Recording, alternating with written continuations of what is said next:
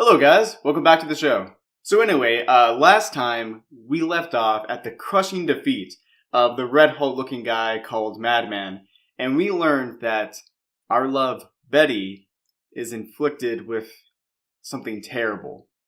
We learned that Betty has been infected with our Hulk energy, and therefore we need to infiltrate the military Gamma base in order to cure her. So let's go do that. It should be simple enough. Shield.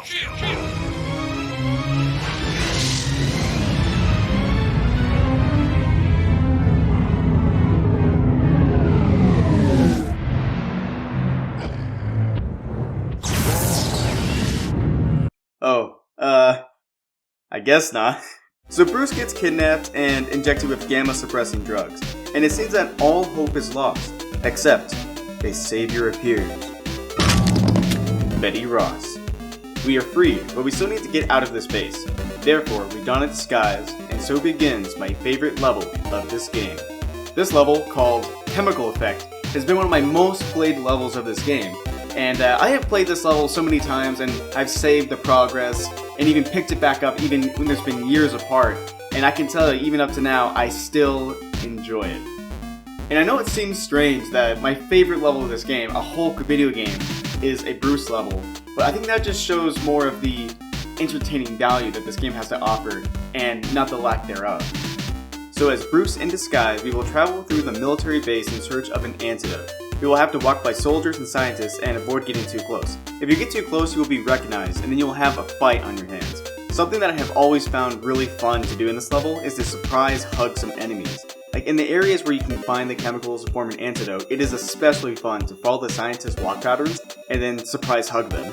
By far, the hardest area that you will have to go in is the area with the tank. In this area, you will have to combine the chemicals to create the formula that will counteract the gamma-suppressing drugs. However, there's soldiers and scientists around. I have never been able to go through this area without fighting someone, but if you can do it, then good on you. So after getting the formula, just combine it with an injectable route of administration, get to the elevator, and now we're no longer burdened by the drugs. Our goal now is to travel back to Alcatraz, but of course, that won't be so easy. We're of course found out, but because we're no longer burdened by the sedatives, it's Hulk time. So as the Hulk, our mission is to escape the base. During this mission, we'll have to counter a ton of soldiers and robots? Yes, robots. So these robots are basically a lot like Iron Man, with them shooting energy at you with their hands. What's fucking awesome about your escape is that you can enter these huge areas with tons of these robots. Being able to fight all of these guys is a ton of fun. So after getting to the surface, we have to face these tanks, or not really. There really isn't any point to putting in the effort to take down all these tanks. You know, you could just run by them and then break open the door to a boss battle with a hulked out super soldier. So this super soldier's name is Flux, and Flux really isn't too much of a challenge, but he can throw grenades too, so I guess that's a plus. So after beating Flux, we have to return back to Alcatraz.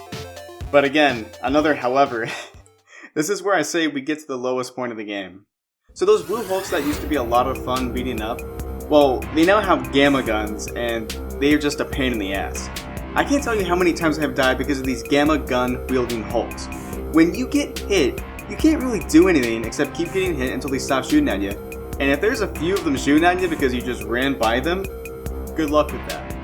The thing that I do like about returning to Alcatraz is seeing the areas that we have fought before. But besides that, the first Hulk Alcatraz return level is my least favorite level of this game. Thankfully, right after that, we get to fight some more blue Hulks in the next Hulk Alcatraz return level, and then more Hulks with gamma guns appear. Great. So this level ends with the facility being bombed and us reverting back to Bruce Banner.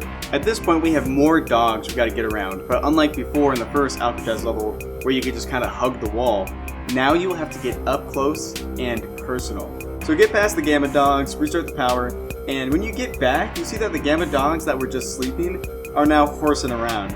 So how exactly do you get past these guys? Well, honestly, you just walk right by them. It doesn't really appear that the easiest solution, just walking by them, would be the solution, but it is. So just walk right past them, and then you're safe, right? Except you're not. So the first time I saw this, I thought things were going to get really serious. Like maybe the next level it's a one-on-one with Bruce and the Gamma Dog, where Bruce has to hide and evade the Gamma Dog while moving through the train, and maybe there's a timer, or maybe there's a switch that Bruce just has to get to the end and pull. I thought that maybe something like that would happen. So what does happen? So Bruce turns into the Hulk and beats up the Gamma Dog off screen. You know, I really like this game, but having this go off screen when I really thought like, you know, this might be Bruce and the Gamma Dog going one-on-one and knowing from all the different levels.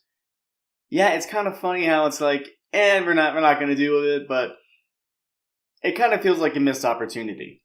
After leaving the train, we then go a few steps and then encounter the main bad guy, a green guy with a huge head who calls himself the leader. The guy from the manual, the guy from the back of the box, that guy. He's there, and he just fucks off like a bitch. But at least this time, we get to face the first bitch we faced in the beginning of this game, the mentor who betrayed us, Crawford. So when fighting Crawford, it isn't going to be a piece of cake. In my opinion, the boss battle with Crawford, or Ravage, whatever you want to call him, is much harder than the final boss battle with the leader. While you're fighting Crawford, you also have to fight some Gamma Gun wielding Blue Hulks, and Crawford's attacks don't even really seem to effectively do friendly fire against them. So the boss battle with Crawford, Ravage, whatever, is more like a continuous nickel and dime maneuver, but once you finally get that last hit, it is truly glorious. So Crawford is now defeated, and he reverts back to his human form. He genuinely apologizes for his betrayal, and you teleport to the leader's secret base to finally put an end to the abuse of the Gamma Orb. Alright guys, that ends this part of my review, so I hope to see you guys again in part 3, where we're going to explore the leader's base and the reign of the leader, talk about any positives and negatives I haven't talked about before, and also give my last thoughts. Also, if you like this video, I'd really appreciate it if you click the like button and subscribe so you can find out when I make new videos as well as the next part of this review. See ya.